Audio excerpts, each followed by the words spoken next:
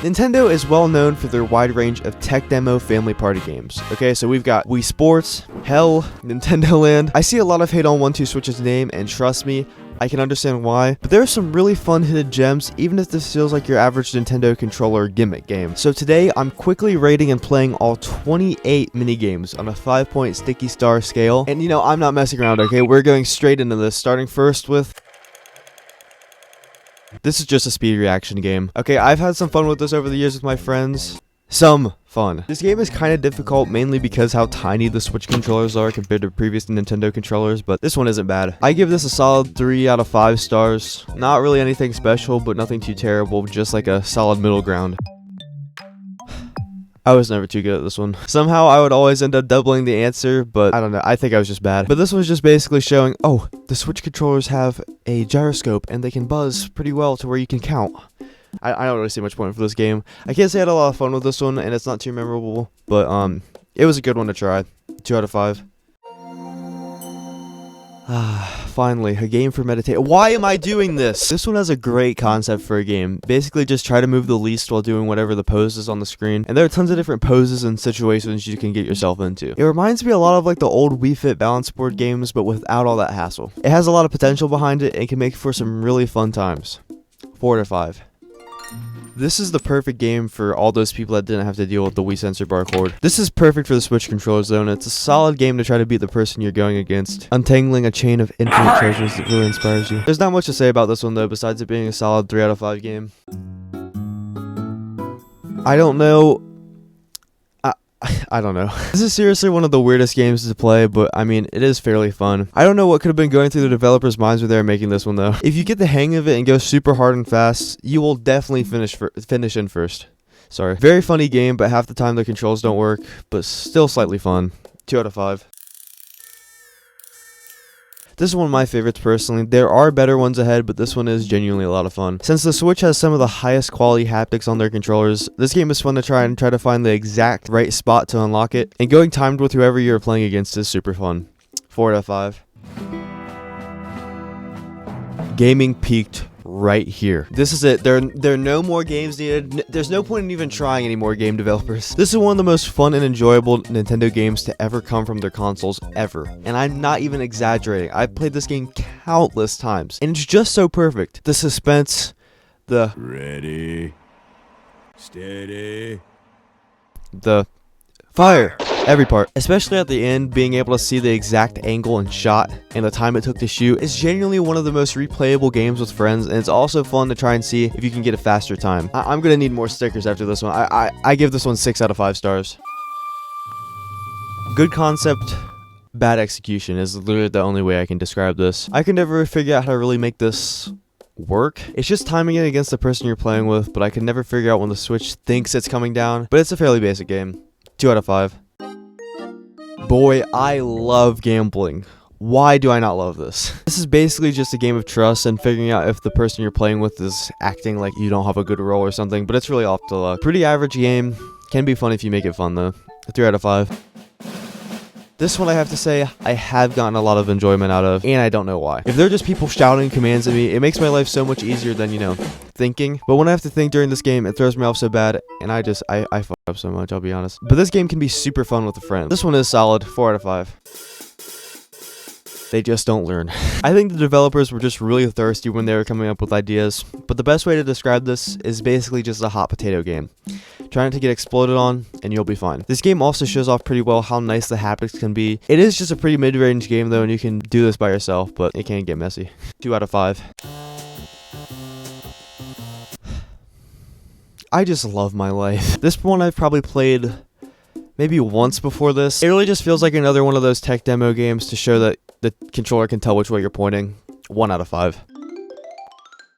Extremely basic, but fairly fun. Basically a push your luck game and see how far you can twist the controller to get the most points to win. It's really a simple concept for a game, but with these Joy-Cons, it is solid. Main carrying force of a lot of these games is just the abilities of this controller. If it was anything else, this game would not be considered as good. 4 out of 5.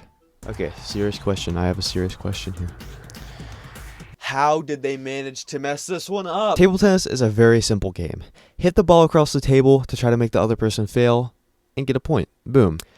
not be blind. There is no way of telling where this ball really is in this game mode besides the audio cues it gives you, and this just isn't that good. They did the Wii Sports Resort version of this perfectly, but with the 1-2 Switch version, you could have the exact same experience blindfolded in a field, swinging your arm around and listening to the sounds of ping pong balls bouncing. It's not terrible for the Switch since there hasn't really been a solid version of table tennis on here, not on Switch Sports or any other games really, but it's still not great at all. 2 out of 5. And I didn't think it could get worse than table tennis. This one is just odd, okay? Like, I don't know what to do. Is my Switch conscious now? Basically, you can only play this in handheld mode and have to treat it like a baby and get it to fall asleep. No sticky stars for you, okay? 0 out of 5. It's not even fun. Basically just a reskinned version of Quick Draw that just adds a slight twist where he'll say something that sounds close to fire but isn't fire, and you can only shoot whenever he says fire. Not a terrible minigame, but it takes away the main goal of Quick Draw, trying to get the shortest time possible rather than trying not to shoot whenever he yells tired. The rating was 3 out of 5. This is me editing it in the future.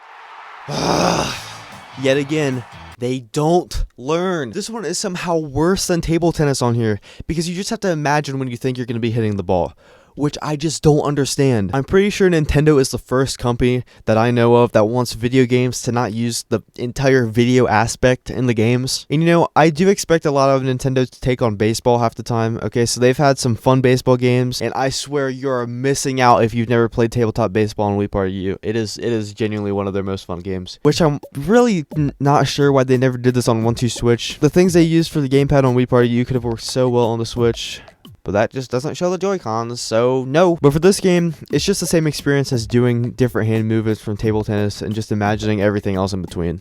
1 out of 5. Did you ever use the sensor on the bottom of the right Switch Joy-Con? Now you did! This was just to show the function of the sensor on the Switch, but it's not a super special game. Surprisingly, the sensor works well and will work fairly accurately, but there's just no reason for it. I mean, it's fun to try and beat your high score on how fast you can open and close your mouth, but really, 2 out of 5. Wii Fit, I missed you. Basically just run in place faster than who you're running against, and when the controller buzzes, you made it to the flag. And it's over. That's literally all I have to say. 3 out of 5, right in the middle. Now this is where it gets good, okay? The screen has visuals for what's going on. You'd think that'd be a constant in this game, but no. It has a fun concept and actual strategy. You don't just swing your Joy-Con around like every other game. You charge up and thrust and try to knock out your opponent, and it's really fun actually. Games like this always feel the most fun because you can actually beat your opponent by not just twitching the fastest. I'll give this one a 5 out of 5. 2 in a row is shocking. This is another fighting game. It doesn't have visuals, but it has more strategy. You can swing, you can block. This is literally just swordplay on a Wii Sports Resort. This one can be really fun as well because you are fighting the person that's in front of you and not their me, so it is a lot easier to figure out when to block and where to block. This is another 5 out of 5. Boxing Gym is basically just doing whatever move it says to do, and the person that gets the most right wins. It's kind of like the previous game, Signal Flags, but it's a little more active. Not much to say about it, but I'll give it a solid 3 out of 5. This one might have some of the best uses for this little thing. Placement can be really fun with a friend because it's basically just a balance game and you have to figure out how fast and how much you need to spin the controller to keep the plate balanced. As it goes on, it gets harder and harder, and it's an odd concept, but it is fun. And if you ever want to sign up to be a clown, this would easily be marked under the experience section. 4 out of 5. This one is just neat. Okay, so basically, one person needs to do any sort of pose they want, and the other one needs to copy that exact move, and boom. That's the entire concept. I mean, it's pretty simple, but it can be really fun with the right people. 4 out of 5. We lost a good streak. Runway, air guitar, and dance off are all basically the same thing. You get a score based off moving to the beat, and that is the whole concept. The only reason these games are different is because you're just moving in a different direction, or just moving all over the place. All of these are a 1 out of 5 because sure, they can be fun, but the games themselves they just suck. This one I won't group with the last 3 because, I'll be honest, this one is kind of more fun. Another one of those move to the beat type of things, but instead of points, you're trying to impress a female gorilla by banging on your chest to the beat. And I mean, I don't know, if I was a female gorilla, I would be won over by someone doing this. But this one can be fun and actually has a reason to be moving around rather than the last 3 games. I'll give this one a 4 out of 5. And that's all of them. 1-2 Switch overall, from every rating I've given on each game, isn't bad, but isn't good. There are many hidden gems for games in here, but for $50, I just don't know. I bought this one a while back when I first got the Switch because, you know, it felt like the game to have since I was playing a lot of games on here with my family anyways. And I have made some great memories from this. But besides it being a pack-in game, I could really never imagine spending $50 on a game like this today. A lot of the mini games in here just feel like they took a couple minutes to make and don't really have much thought put into them. But some of them are genuinely memorable games that can make you feel like you have an actual reason to be playing them. This is the perfect game to get out and play if you brought your Switch to your friend's house and want to kill some time. But I can never see comparing this to any of the past Nintendo tech demo party games. But overall, I think this game gets too hated on for what it's worth. I have memories I'll never forget playing this game with friends and family, not because of the games themselves, but really just the fun I had with them. So with my final sticky stars left, I'll rate this entire game on my sticky star scale a 0 out of 5. Not because it's bad or anything, but halfway through I realized the stars tasted better than they looked.